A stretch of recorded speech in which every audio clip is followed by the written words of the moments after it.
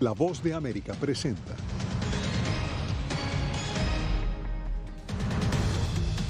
En solo 24 horas, el flujo de desplazados ucranianos subió 200.000 y suma 1.2 millones.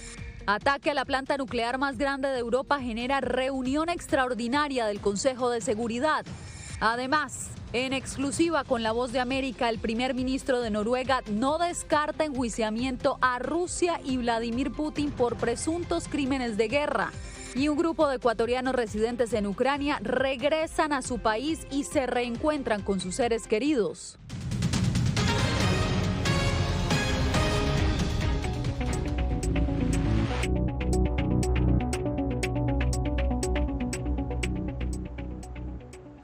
¿Qué tal? Bienvenidos al Mundo al Día. Soy Yasmín López. El mundo entero permanece en vilo tras el ataque de tropas rusas a la planta nuclear de Zaporizhia, al sur de Ucrania.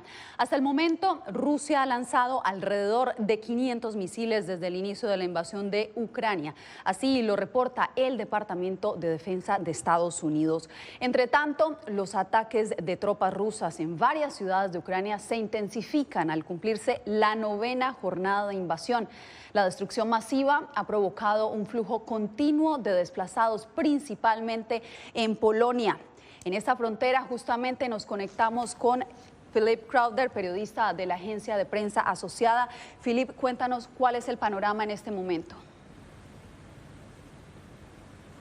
Pues los hemos visto hoy de nuevo, los miles y miles de refugiados que han cruzado la frontera desde Ucrania en la ciudad de Medica, que no queda muy lejos de aquí. Y ahora mismo son cientos de personas que están esperando para subirse a los autobuses que los van a traer luego aquí a la ciudad de Przemyśl, a unos 15 kilómetros de ahí, y desde aquí con un poco de suerte van a poder reunirse con familiares o amigos. Los esfuerzos de ayuda humanitaria están funcionando bien aquí en el lado polaco. En el lado ucraniano la cosa está un poco más caótica. Por ejemplo, un estudiante nigeriano me acaba de decir hace unas horas ahí en la frontera que tuvo que caminar 3 horas para llegar a ese cruce fronterizo.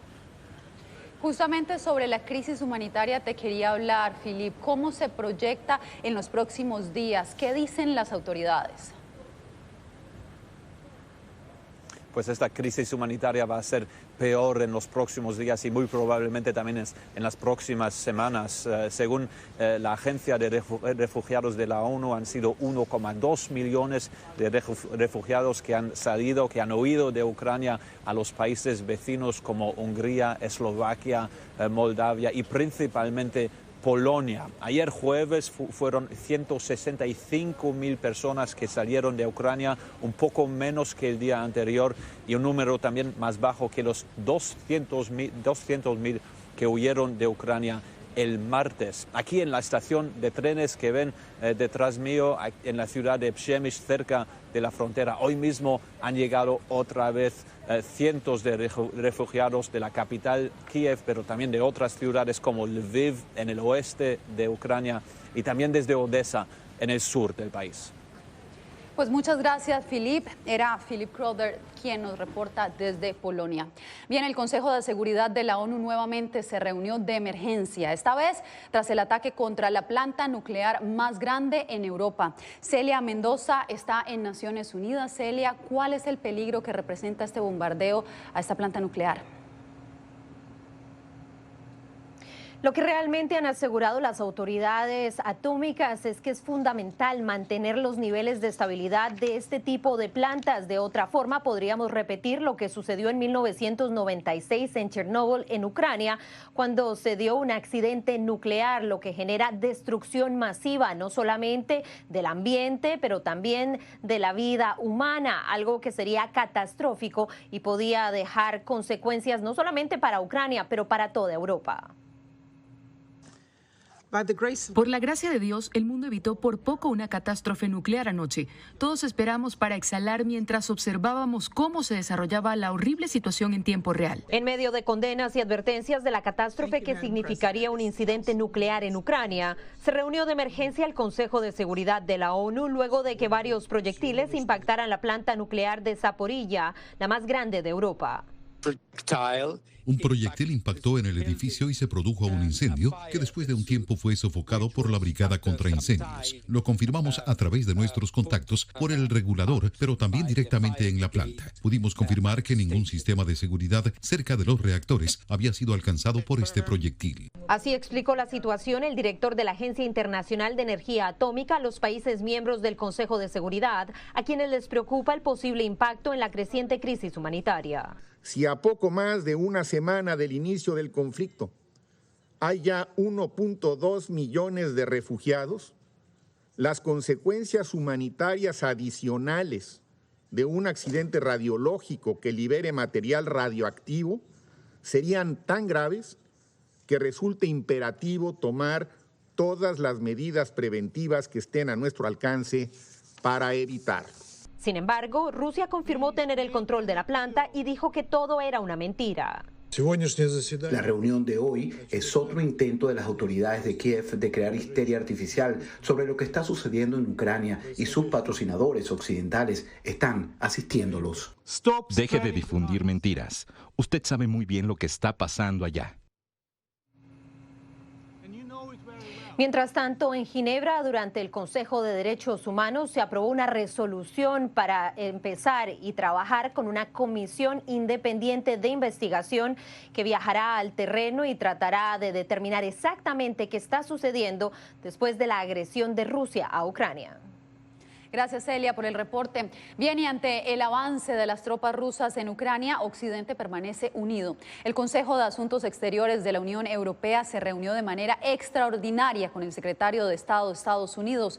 Julia Riera nos trae la información. Una semana después que Rusia empezara a invadir Ucrania, la Unión Europea y sus aliados reafirman su unidad. Hay mucho en juego, pero debido a que estamos haciendo esto juntos, estoy muy seguro de que lo lograremos. Y reiteran su apoyo a Ucrania. Estamos dotando de armas a Ucrania para que defiendan su territorio, sus derechos, su nación. Estamos suministrando ayuda a los refugiados.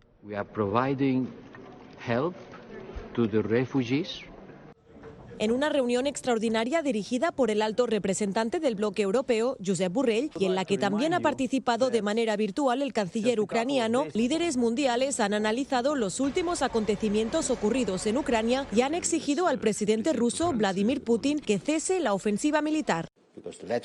Vamos a llamarle de la manera que debería ser llamado. Es la guerra de Putin y solo Putin puede acabarla.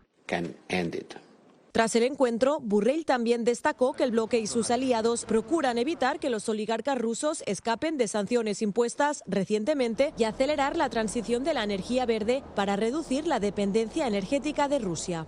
Por otro lado, la OTAN también hoy se comprometió a seguir apoyando a Ucrania, pero rechazó aplicar una zona de exclusión aérea en el país eslavo, una de las peticiones del presidente ucraniano y que, según el secretario general de la Alianza, podría derivar en una escalada del conflicto. Julia Riera, Voz de América, Barcelona, España. Mientras organismos internacionales se movilizan por el deterioro de la situación de seguridad en Ucrania tras el ataque a la planta nuclear más grande de Europa, Rusia asegura estar actuando de manera defensiva. Laura Sepúlveda nos informa. Un alto riesgo destaca el presidente ucraniano respecto a la afectación a la planta nuclear más grande de Europa, tragedia que fue mitigada en las últimas horas tras el ataque ruso durante la mañana de este viernes. Solo podría ser tan peligroso como 6 Chernobyl. Los tanques rusos sabían lo que estaban bombardeando, apuntando directamente a la estación. Esto es un error a un nivel sin precedentes. Situación de alta peligrosidad fue confirmada por la Agencia de Energía Atómica de la ONU, la cual reportó que no se ha registrado cambio frente a los niveles de radiación y además emitió una alerta. El OIEA pone su centro de incidentes y emergencias en modo de respuesta total, las 24 horas del día, los 7 días de la semana, debido a una situación grave en la planta de energía nuclear de Zaporizhia, en Ucrania. Mientras tanto, Rusia asegura estar actuando como respuesta a lo que califica como provocación por parte de Ucrania y hace un llamado de colaboración a sus vecinos. No tenemos malas intenciones con nuestros vecinos. También les aconsejaría que no exacerben la situación, que no impongan impongan restricciones. Cumplimos con nuestras obligaciones y las seguiremos cumpliendo. No vemos ninguna necesidad de empeorar nuestras relaciones. Todas nuestras acciones son siempre en respuesta a los actos hostiles hacia la Federación Rusa. Mientras tanto, residentes de los alrededores de Kiev buscan escapar de los enfrentamientos. Consejeros de la presidencia del país advierten que la ciudad portuaria de Mariupol se encuentra parcialmente rodeada y tropas ucranianas batallan para evitar su toma. Laura Sepúlveda, Voz de América. En entrevista exclusiva con La Voz de América, el primer ministro de Noruega no descartó que Vladimir Putin y su ejército sean procesados por crímenes de guerra. El mandatario de Noruega, uno de los pocos países de la OTAN que comparte frontera con Rusia, le dijo a Carolina Valladares que teme por lo que puede venir. Ayer fuimos testigos de un ataque a una instalación nuclear. ¿Cree que esos son crímenes de guerra? Es una violación muy grave del derecho internacional. Esta es una guerra de ataque que cruza las fronteras de otro país. Ya sabes, según el derecho internacional, tienes que distinguir entre objetivos civiles y militares. Y lo que vemos ahora, en términos de bombardeos, es el uso de municiones en racimo que está matando arbitrariamente. Eso es, en gran medida, una violación del derecho internacional. Por lo tanto, no excluiré que ese puede ser el resultado. Otra razón para que esto se detenga. Me pregunto, han pasado 8 años desde Crimea. ¿Qué ha hecho la comunidad internacional para involucrar a Vladimir Putin? ¿Pudo hacerse algo más en lugar de esperar y ver lo que está pasando ahora mismo? Ha habido procesos de negociación, el acuerdo de Minsk y todos los escenarios europeos. De nuevo, todas las oportunidades para asumir este asunto han estado a la disposición, pero Rusia no ha elegido seguir ese camino. Entonces, ahora tenemos que mirar hacia adelante y esperar que habrá un final para esta terrible invasión militar y que podamos tratar estos asuntos con los recursos políticos para que la población pueda seguir adelante con sus vidas. Realmente temo por la situación que vemos ahora mismo. ¿Cuál es la solución de Noruega o qué ofrece Noruega en materia de inmigración y asilo o estatus de refugiado para esas personas que están huyendo del país? Mi mensaje desde Noruega es que haremos nuestra parte. Creo que debemos cooperar en Europa y asegurarnos de que las personas que ahora huyen de Ucrania tengan un lugar seguro al que ir. Y junto con nuestros vecinos y socios, Noruega asumirá su parte. Entre tanto, el presidente Joe Biden recibió este viernes en la Casa Blanca a su homólogo finlandés Sauli Niinisto. Ambos hablaron sobre la crisis en Ucrania y el impacto que tendría este conflicto para la seguridad europea y global. Jorge Agobián está con nosotros en vivo con todos los detalles. Te escuchamos, Jorge. Yasmín, lo clave de esta reunión bilateral sería la petición de larga data de Finlandia para unirse a la OTAN. De hecho, se espera que ese fuera lo que traería a la mesa el presidente de Finlandia para pedirle una vez más al presidente Joe Biden que se considere esa solicitud. No tenemos detalles hasta este momento de cómo fue esa reunión. Lo bastante interesante de esto es que Finlandia es vecina de Rusia y a unirse a la OTAN en este caso sería parte de una estrategia de seguridad por un posible conflicto en Europa. A esto fue lo que le dijo el presidente Joe Biden al llegar a la Casa Blanca a su homólogo finlandés. Escuchemos.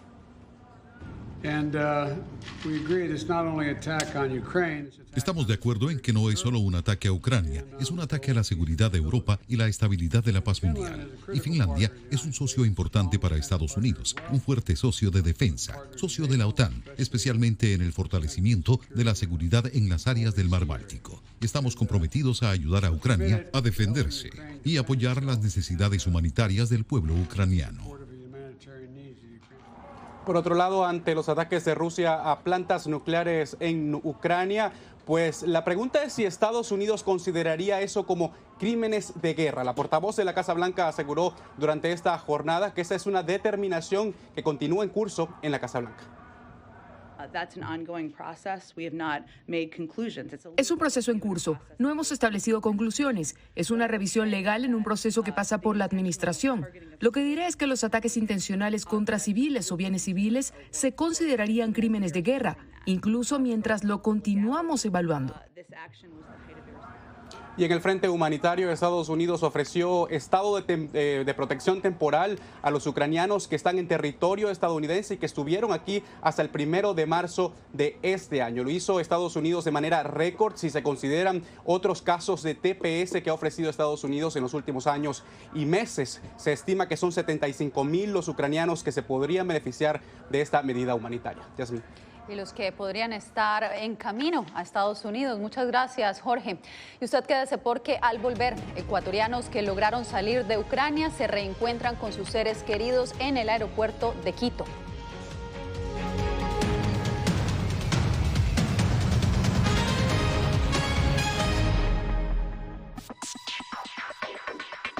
Sabemos que las mascarillas son una de las mejores herramientas para protegernos del COVID-19, pero con la aparición de nuevas variantes, los expertos están descubriendo que no todas las mascarillas cuentan con el mismo nivel de protección. Las mascarillas de respiración, como por ejemplo la N95 y la KN95, son las que brindan el máximo nivel de protección contra todas las variantes de COVID-19. Las mascarillas N95 son certificadas en Estados Unidos y tienen correas que van alrededor de la cabeza, mientras que las mascarillas KN95 se fabrican en China y cumplen las normas creadas por ese país. La segunda mejor opción son las mascarillas quirúrgicas desechables. Asegúrese de que estas tengan un buen ajuste en la nariz, la boca y el mentón, múltiples capas de material no tejido y una varilla nasal. Si no tiene otra opción, use una mascarilla de tela de por lo menos 2 capas y sin válvulas de ventilación u otras aberturas.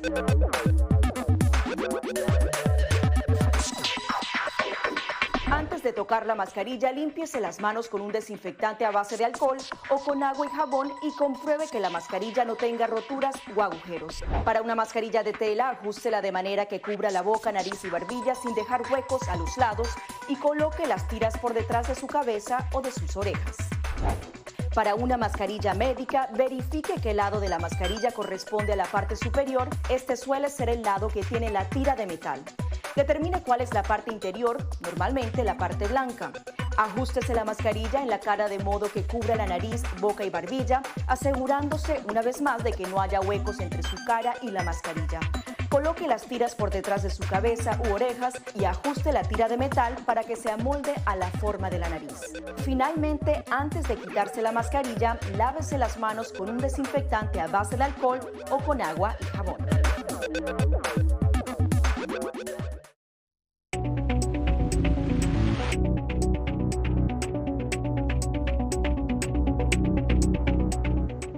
Hoy llegó a Quito el primer grupo de ecuatorianos que escapó de los ataques rusos en Ucrania. Néstor Aguilera estuvo en el aeropuerto Mariscal Sucre, a donde llegaron y se reencontraron con sus familias. Así fue el emotivo reencuentro de jóvenes ecuatorianos con sus familias al llegar a Quito a bordo de un vuelo humanitario que los trasladó desde Ucrania. Kevin, un estudiante de 21 años, se mostró tranquilo tras superar una larga travesía que comenzó en Kiev. Nos recibieron, digamos, de una buena forma dentro del aeropuerto. Ok. No tengo palabras. ¿Cómo fueron estos 9 días? No me gustaría hablar de eso en estos momentos. Los jóvenes narraron los difíciles momentos que vivieron desde que empezaron los ataques ordenados por el presidente de Rusia. Estuvimos en la zona más que todo de peligro. En este caso, pues, estuvimos escuchando bombardeos toda la noche a partir del miércoles. Nunca se imagina pasar una experiencia así, ¿no? Porque, pues, estábamos tranquilos, estábamos bien y de un rato menos pensado, pues, empezó el bombardeo. Decenas de familias se mostraron agradecidas por volver a ver sanos y salvos a parientes que se habían establecido en Ucrania para seguir sus estudios universitarios. ¿Cómo han sido estos 9 días? Muy horribles, noches sin dormir, sin comer, de angustia. Hailey es mi única hija y realmente para mí viví con ella todo su proceso, su camino, su desesperación. Usted no se imagina la tensión que nosotros teníamos en casa, de no poder dormir, de no poder hacer las cosas bien. El canciller de Ecuador confirmó que un segundo vuelo humanitario partió este viernes hacia Varsovia para repatriar a más ecuatorianos que escapan de la guerra. Néstor Aguilera, Voz de América, Quito. Y mientras Rusia continúa invadiendo Ucrania, en Colombia hay inquietud por supuestos radares rusos instalados en la frontera con Venezuela. Yair Díaz desde Bogotá nos reporta. Radares rusos en los estados venezolanos de Zulia, Táchira, Apure, Falcón y en Caracas tienen en alerta a las autoridades colombianas. Por eso se hizo la invitación al embajador ruso para que aclarara cuál es ese despliegue que tienen de equipos militares en ese país. Lo que ellos han dicho es que esos equipos no serán utilizados en contra de Colombia. Lo que llama la atención es que los hayan movido hacia la frontera con Apure y hacia el Táchira. Temas de combate. El exdirector del Servicio Bolivariano de Inteligencia Militar de Venezuela, general Manuel Christopher Figuera, afirma que radares rusos han sido instalados en la frontera con Colombia. Y desde luego, no es solo esa la única inteligencia que ellos, los rusos o el régimen de Nicolás Maduro, dispone para espiar. Andrés Macías, investigador en seguridad internacional, le relató a La Voz de América que estos radares representan un reto adicional para la inteligencia colombiana en materia de la protección de su soberanía. Yo diría que su funcionalidad se centra especialmente en vigilar las discusiones y decisiones colombianas, especialmente en materia militar y de seguridad, y tal vez monitorear también la presencia estadounidense en Colombia. Según las autoridades colombianas, estos radares rusos podrían agudizar los enfrentamientos entre las guerrillas que se disputan estos territorios fronterizos. Yair Díaz, Voz de América, Bogotá.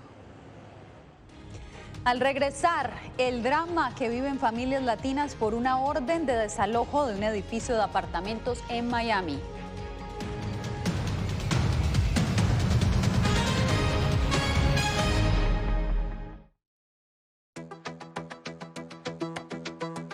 En momentos de crisis políticas y sociales, algunos gobiernos autoritarios recurren al bloqueo del acceso a Internet como herramienta para detener la información que entra o sale de su país.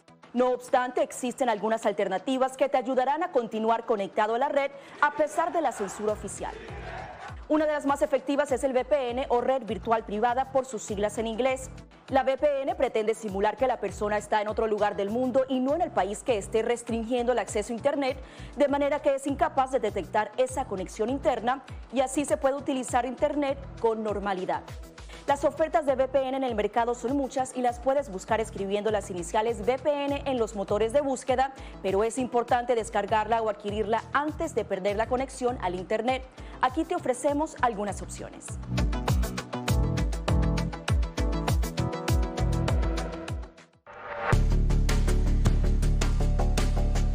Durante el brote del COVID-19, los estafadores pueden tratar de aprovecharse de personas vulnerables a través de diversos métodos que van cambiando con frecuencia. Es posible que lo contacten por teléfono, correo electrónico, mensajes de texto, correo postal o redes sociales. Ten cuidado con ofertas de kits de supuestas pruebas caseras, curas milagrosas o pruebas inmediatamente accesibles. Response Act has made coronavirus testing more accessible immediately. Tras un desastre, organizaciones caritativas falsas aparecen afirmando que tienen vínculos con otras reales. Siempre verifica que la organización sea legítima. Alguien que asegura que trabaja en el gobierno puede pedirte tu información personal o intentar cobrarte cuotas falsas para así ingresar tu cheque de estímulo.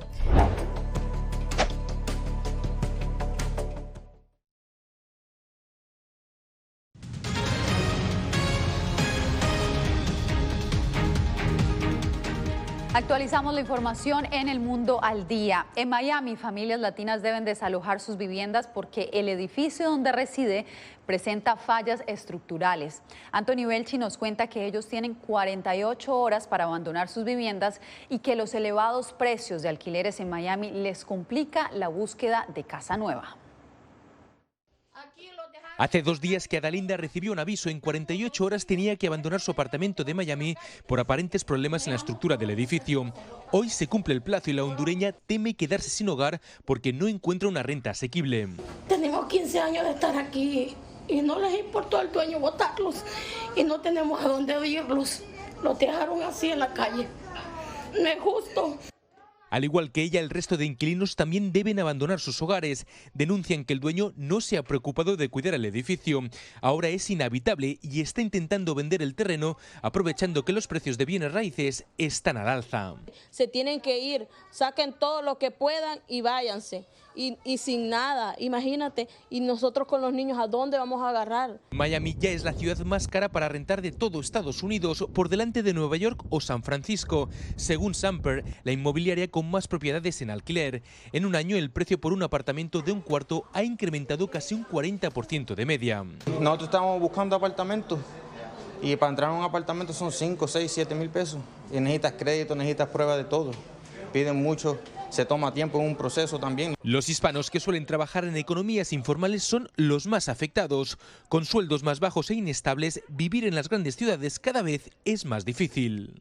Nos pusieron en la calle, no hay apartamento para rentar, los apartamentos están por la terrible los precios, además no hay para rentar. Y el tiempo se acaba para ellos, intentan empacar lo más rápido posible sin saber si esta noche podrán dormir en algún lugar. Anthony Belchi, Voz de América, Miami. Más adelante, la más reciente decisión de las autoridades sanitarias sobre el COVID-19 en Estados Unidos. Volvemos con más. Sabemos que las mascarillas son una de las mejores herramientas para protegernos del COVID-19, pero con la aparición de nuevas variantes, los expertos están descubriendo que no todas las mascarillas cuentan con el mismo nivel de protección. Las mascarillas de respiración, como por ejemplo la N95 y la KN95, son las que brindan el máximo nivel de protección contra todas las variantes de COVID-19. Las mascarillas N95 son certificadas en Estados Unidos y tienen correas que van alrededor de la cabeza, mientras que las mascarillas KN95 se fabrican en China y cumplen las normas creadas por ese país. La segunda mejor opción son las mascarillas quirúrgicas desechables. Asegúrese de que estas tengan un buen ajuste en la nariz, la boca y el mentón, múltiples capas de material no tejido y una varilla nasal. Si no tiene otra opción, use una mascarilla de tela de por lo menos 2 capas y sin válvulas de ventilación u otras aberturas.